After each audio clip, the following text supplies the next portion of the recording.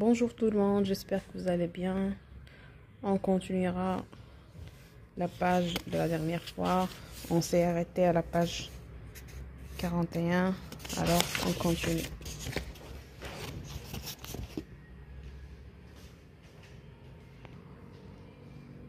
Pas du tout.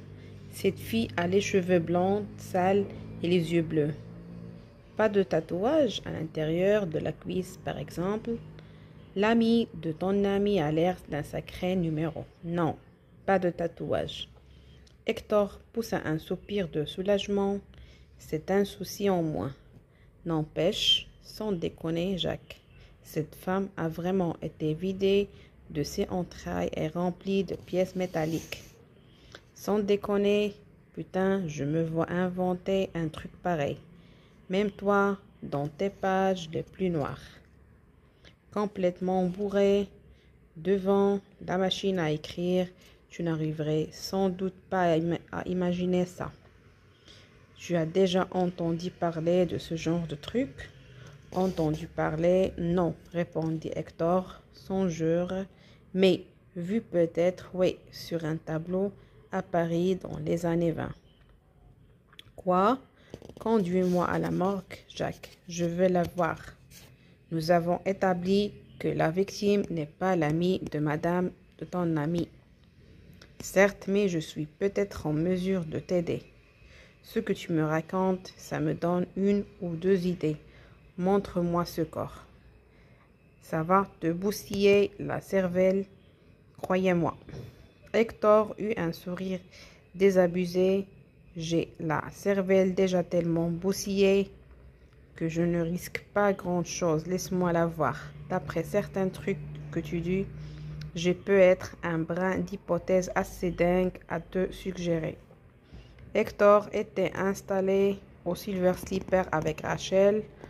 Enchaînait les mojitos, la jeune femme connaissait Paris. Il y avait fait le tour des musées et étudié la peinture pendant un moment avant de rentrer aux États-Unis vers la fin des années 20. Son père avait-elle également expliqué, était resté quelques années de plus dans la ville Lumière. Puis il s'était installé à Los Angeles fin de 1934, persuadé que Hollywood était le prochain grand territoire d'exploration artistique. Quand Hector décrivit l'état du cadavre qu'il avait vu, l'abdomen de la femme de son sexe jusqu'à ses seins avait été ouvert, vidé de ses organes et rempli des roues dentées et autres pièces mécaniques. Rachel eut la même idée que lui. Ça fait penser au tableau de Magritte, L'âge des merveilles, une femme avec des rouages d'horloge dans le ventre, observa-t-elle, frissonnant malgré la chaleur, mais ce n'était pas Beverly. Non, la femme assassinée était blonde, une vraie blonde, au haut comme un bas, précisa Hector. Et il fit la grimace. Oh, je vous demande pardon. On ne dirait pas que je gagne ma vie avec ma plume. J'aurais pu exprimer de cette façon beaucoup plus élégante. Rachel esquissa un sourire et étreignit sa main sur la table. Ne vous tracez pas. Vous êtes secoué par ce que vous avez vu. Elle prit le paquet de Malpol posé entre eux, en tira une cigarette et l'examina ensuite le zippo d'Hector, en fleurant au bout des doigts l'inscription gravée. Un cadeau de qui je pense, demanda-t-elle. Hector lui prit le zippo, l'ouvrit d'une pichonnette et emporta la flamme à la cigarette de Rachel. Il s'aperçut que sa main tremblait encore un peu. La jeune femme avait raison. Il était secoué.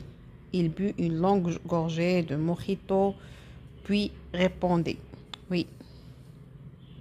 Ça veut dire quoi? La gravure, elle fait référence à un petit jeu auquel H.O.M. et moi nous jouons de temps en temps. L'un de nous écrit.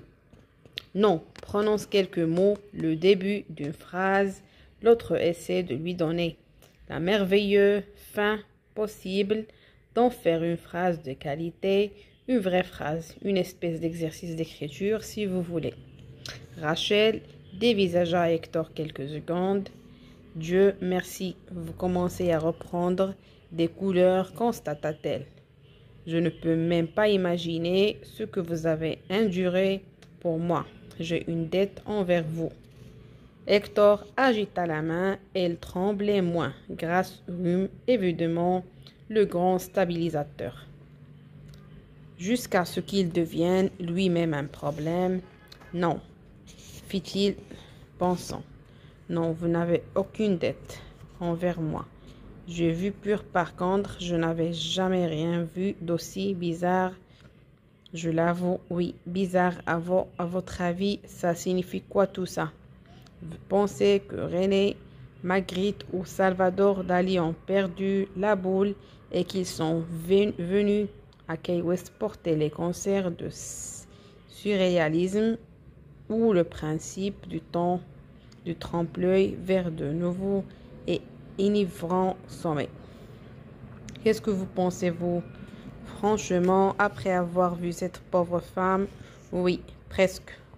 Rachel serra de nouveau la main d'Hector. D'après la description que vous m'avez donnée, moi j'ai un peu le même genre d'idée en tête. Hector vida son verre, il tira son portefeuille de sa poche de pantalon. Le voyant faire, Rachel termina son Cuba Libre. L'été, quand vous l'aimez, ce cocktail, demanda-t-il. Il avait demandé au barman de réduire la dose du cola. Oui, dit-elle d'un ton enjoué, l'était drôlement bon. Hector sourit, posa quelques billets sur la table et adressa un signe de tête à l'homme barbu et bronzé debout derrière le comptoir. À plus tard, Ton. Après la tourmente, dehors, Rachel prit le bras d'Hector. Il renversa la tête en arrière pour sentir le vent sur son visage. Hector lui jeta un regard amusé entre les diverses boissons à la base du rhume qu'elle avait absorbées depuis leur rencontre et l'inquiétude puis le soulagement qu'elle avait éprouvé quant au devenir de son ami. Il semblait joliment étourdi, agréablement sonné. Et maintenant, ma belle, avez-vous des courses à faire? Quelques trucs dont vous pourriez avoir besoin chez moi, peut-être. Des requêtes particulières, du Coca-Cola pour accompagner notre stock de rhume. Par exemple, puisque je sais maintenant que vous êtes une adepte du Cuba Libre. Non, Hector, marchons simplement jusque chez vous, d'accord? Je prendrai volontiers une douche, si possible, histoire de me réfléchir avant le dîner. J'appellerai aussi l'hôtel plus tard pendant que les téléphones fonctionnent encore pour voir si Beverly a répondu à votre câble. Ça me paraît un bon plan. Moi aussi, je prendrais bien une bonne douche. Il sentait encore dans ses marines le puissant mélange d'odeur et de la morgue. Formalities, chair en putréfaction et graisse des pièces mécaniques fourrées dans l'abdomen de la femme assassinée. Une voix masculine derrière eux, tout à coup, une voix de ténor affectée par un très léger défaut d'élocution qui transformait ses R en W et rendait parfois ses L un peu bizarres. Seigneur, où tu l'es caché, là sous celle-là. Hector sourit et se retourna en disant: Rachel, je te présente mon copain Ernie, originaire d'Oak Park. Voici Rachel de South Bend dans l'Indiana et à l'heure actuelle la plus jolie fille de Key West. L'habitude, tu racontes que des salades et dit. On s'arrête ici à la page 45 et on continuera dans la prochaine vidéo comme d'habitude. Merci beaucoup.